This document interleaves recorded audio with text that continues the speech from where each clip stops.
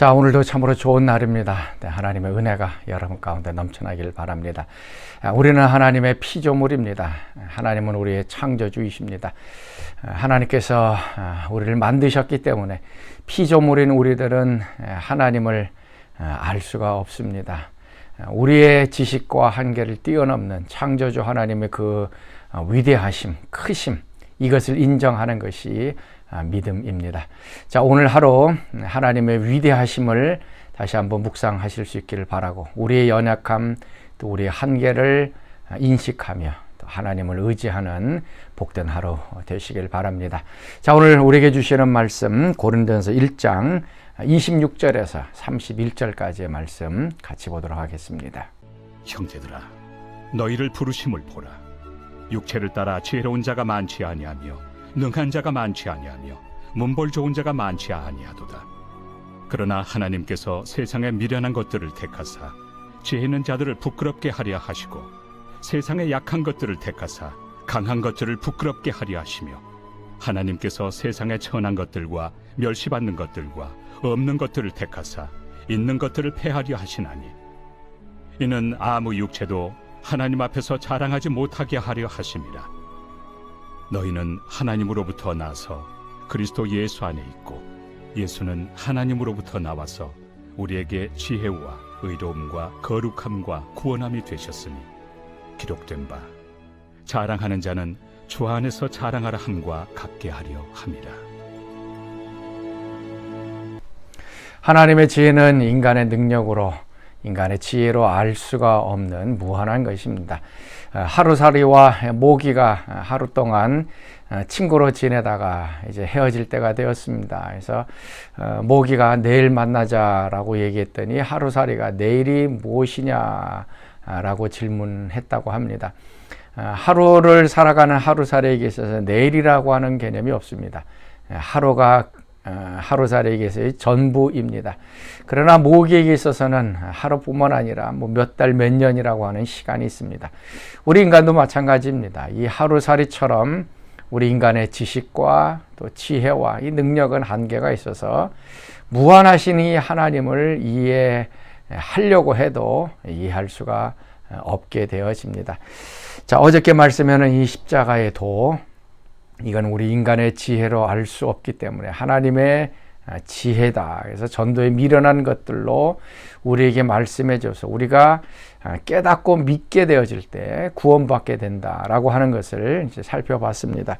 자, 오늘 말씀은 하나님께서 하시는 이 지혜 가운데 하나인 우리를 부르시는 그 모습에 대해서 얘기하고 있습니다. 자, 26절 말씀입니다. 형제들아, 너희를 부르심을 보라. 육체를 따라 지혜로운 자가 많지 아니하며 능한 자가 많지 아니하며 문벌 좋은 자가 많지 아니하도다. 그때 당시에 고린도 교회의 대부분의 성도들은 이 노예, 종으로 구성되어 있었습니다. 부자나 아니면 정치인이나 아주 학식 있는 사람들이 교회에 들어온 것이 아니라 그때 당시에 가장 하층면에 있었던 노예들이 거의 80% 이상을 차지했던 것입니다. 그래서 지금 바울은 그것을 얘기하고 있습니다. 너희 가운데 지혜로운 자가 많지 않다. 많이 배우고 학식이 있고 학위가 있는 사람들이 너희 가운데 없다. 또 능력이 있는 자, 능한 자가 많지 않다. 돈이나 능력, 실력 있는 사람이 그렇게 많지 않다. 또 문벌 좋은 사람이 많지 않다. 태어나면서부터 어떤 부유한 가정, 또 권력 있는 그 가정에서 태어난 사람이 많지 않다라고 얘기하고 있습니다. 교회의 모든 시작들은 하층민으로부터 시작합니다. 가난하고 또 배우지 못했던 사람들이 십자가의 도를 믿고 구원받으면서 교회가 이루어지게 되었습니다. 많이 배운 사람, 또 부한 사람, 사회적인 지위가 있는 사람이 처음으로 교회의 출발점이 되지 않았던 것입니다. 여기에도 하나님의 지혜가 있습니다. 하나님의 지혜, 그러니까 십자가의 도를 이해하기 위해서는 똑똑한 사람, 많이 배운 사람, 학식이 있는 사람이면 이해가 가능하다 생각하면 많이 배운 사람들을 전도해서 그 사람들로 하여금 구원받게 할 것입니다. 그러나 하나님은 그런 방법을 선택하지 않습니다.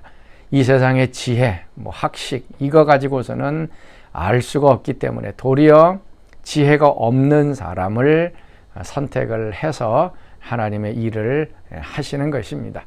예수님도 마찬가지였습니다. 예수님도 하나님 나라 운동을 시작하면서 많이 배운 사람, 권력 있는 사람, 부유한 사람 가지고 시작하지 않습니다. 바리새인이나 서기관이나 제사장이나 또 부자를 가지고 하나님 나라를 시작하면 어떻게 보면 빨리 더 능력 있게 사역이 움직여 나갔을 것처럼 생각이 되어집니다. 그러나 예수님은 그렇게 하지 않습니다.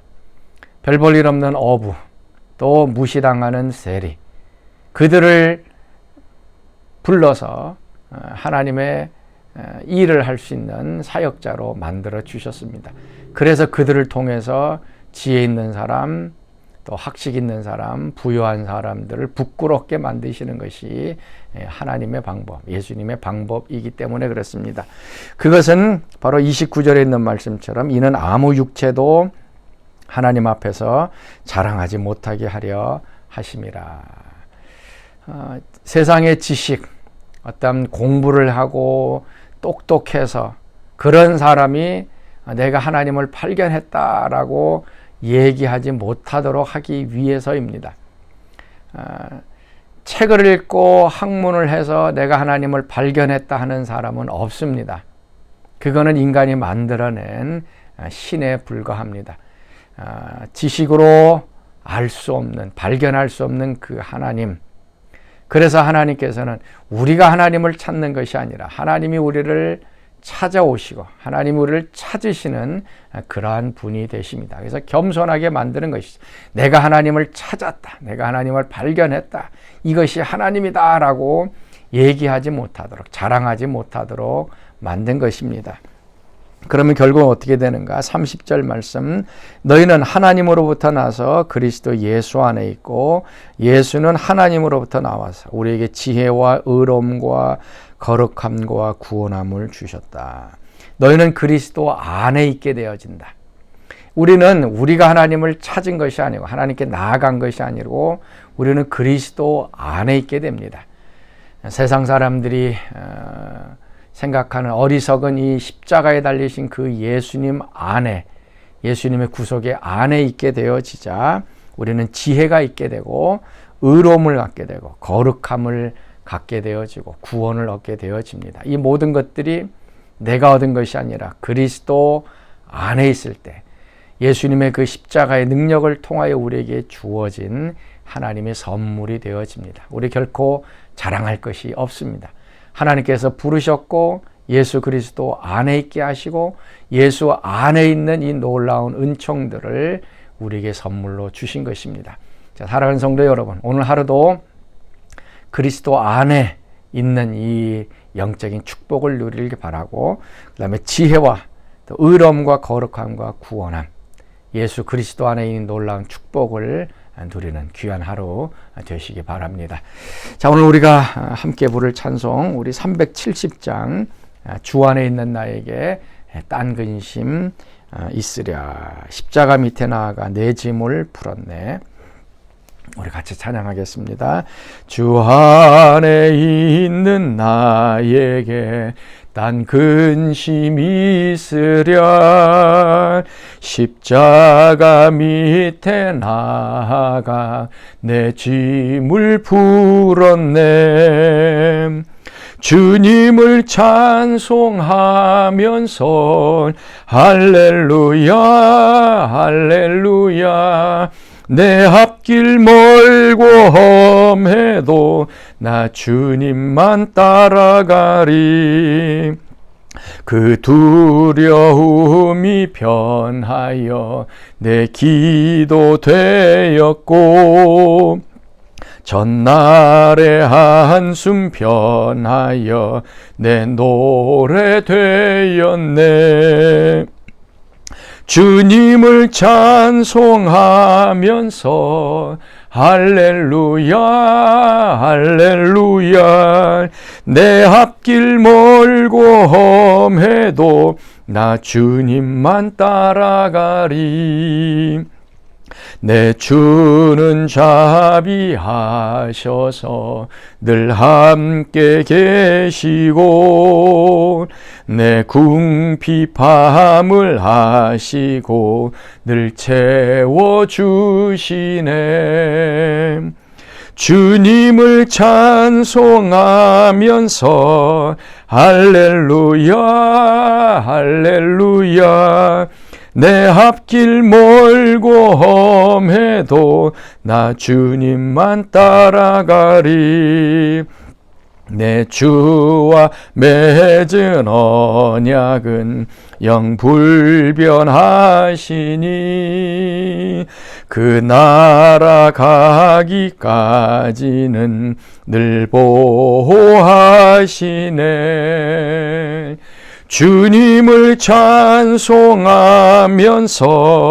할렐루야 할렐루야 내 앞길 멀고 험해도 나 주님만 따라가리. 아멘. 우리 같이 기도하겠습니다. 하나님, 오늘도 우리를 은혜로 부르셔서 구원받게 하여 주시니 감사합니다. 우리가 하나님을 찾아간 것이 아니라 하나님께서 우리에게 찾아오셨고 우리를 부르시고 또 구원해 주시니 감사합니다. 우리가 그리스도 안에 있음으로 인하여 또 주님을 찬양합니다. 그리스도 안에서 우리가 누리는 놀라운 이 지혜와 의로움과 또 거룩함과 능력을 오늘도 찬송하며 살아가는 저들 되게 하여 주옵소서.